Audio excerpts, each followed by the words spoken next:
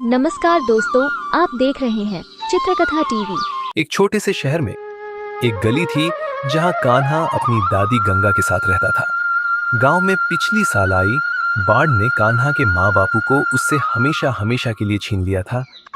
बेटा कान्हा, अब घर में बचे हुए पैसे बिल्कुल खत्म होने को हैं। हमें जल्द से जल्द कुछ काम शुरू कर देना चाहिए जिससे हमारा गुजारा हो सके। हाँ दादी, कहती तो तुम बिल्कुल ठीक हो। मैं कई दिनों से सोच रहा था कि हमें कोई खाने का ठेला खोलना चाहिए। मुझे लगता है कि किसी भी नए धंधे से ज़्यादा खाने का धंधा तेज़ी से बढ़ेगा। बोलो, तुम क्या कहती हो दादी? पर हम अपने ठेले पर बेचेंगे क्या? कोई ऐसी चीज़ सोचनी पड़ेगी जिसके सभी दीवाने हों।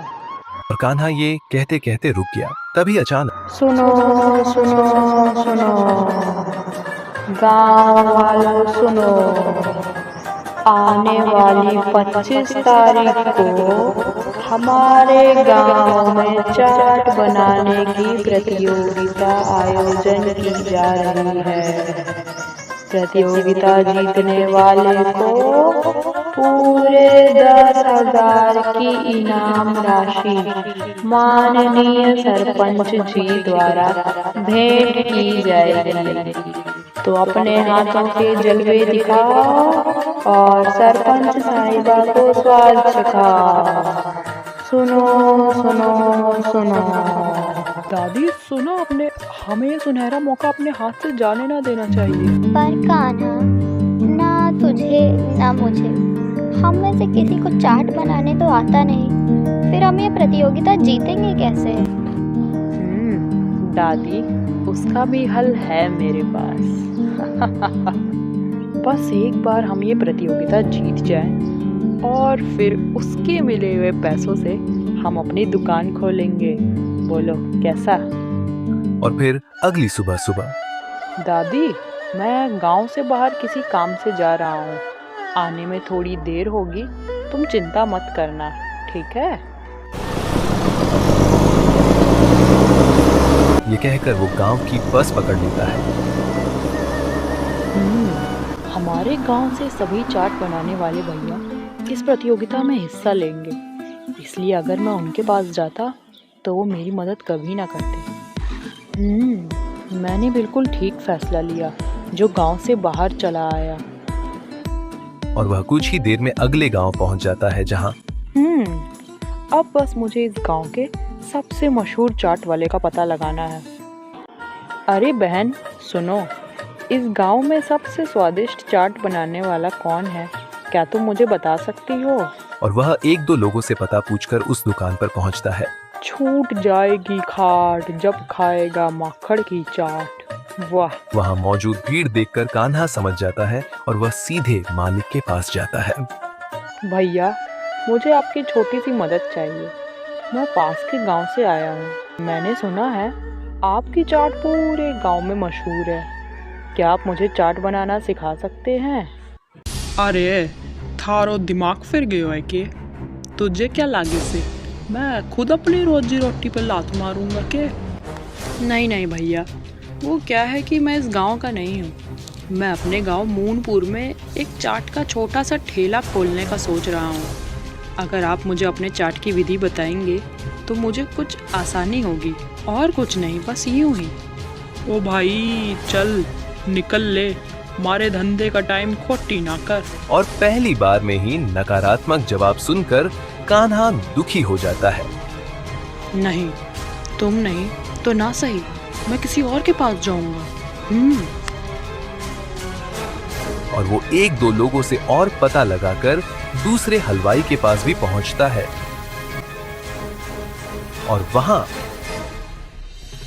ये दुकान मेरे पुरखों ने 35 साल पहले खोली थी और तब से इस खानदान का हर मर्द दुकान चला रहा है। और तो और मेरे दादाजी ने मुझे कसम खिलवाई थी, चाहे जो हो जाए मंगरू बेटा, अपनी बरसों पुरानी विधि किसी को ना बताना। और एक बार फिर नकारात्मक जवाब सुनकर कान्हा बेचैन हो जाता है। अरे इस तरीके से मैं कैसे प्रतियोगिता जीतूंगा? पर मैं भी हार नहीं मानूंगा। और सीधा बस पकड़कर वह अगले गांव पहुंचता है।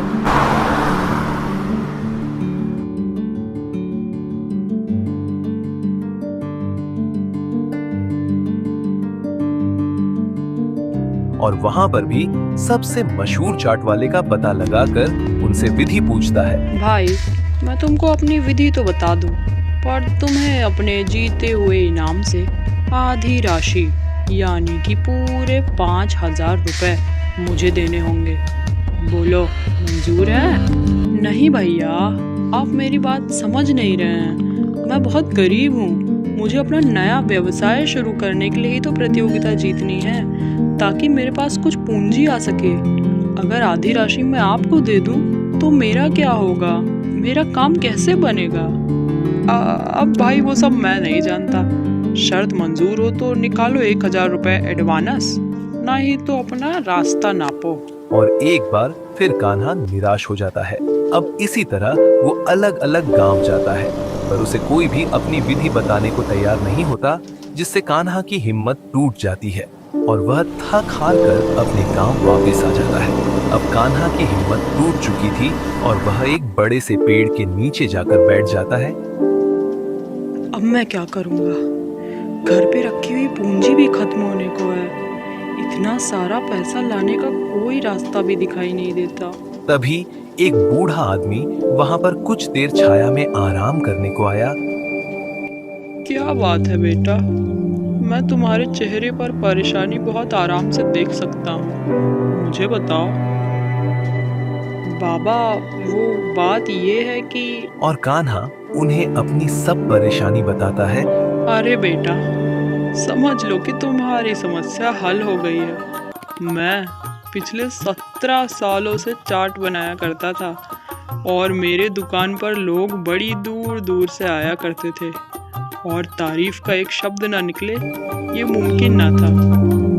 पर मेरे तीनों बेटों ने मुझसे वो दुकान छीन ली और मुझे सड़कों पर धक्का खाने को छोड़ दिया है।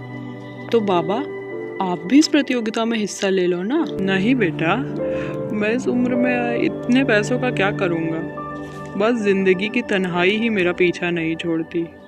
बाबा, आप मेरे साथ मेरे घर चलिए। वहाँ मेरी दादी है। आप उन्हें चाट की इस रहस्यमयी विधि को बारीकी से समझा दो, क्योंकि प्रतियोगिता में मैं और दादी दोनों एक साथ होंगे। और वे दोनों घर जाते हैं। दादी, देखो मैं किसे लाया हूँ। ये गोवर्धन काका हैं।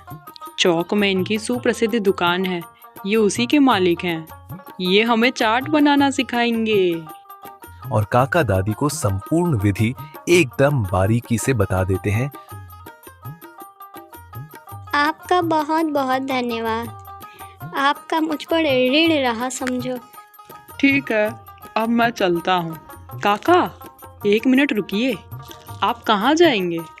क्या आप नहीं देखना चाहेंगे इस प्रतियोगिता में कौन जीतेगा? और प्रतियोगिता का दिन आ ही जाता है।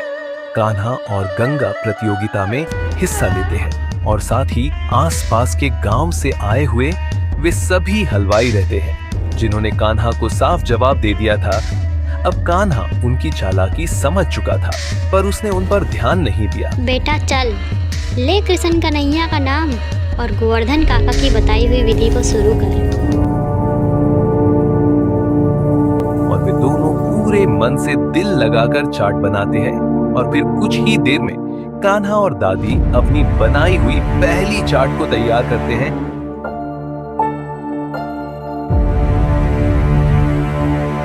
और जजेस के सामने पेश कर देते हैं। देखिए, हमारे पास सभी के नतीजे आ चुके हैं और मुझे बताते हुए बहुत खुशी हो रही है कि इस प्रतियोगिता के विजेता हैं कंटेस्टेंट नंबर 26।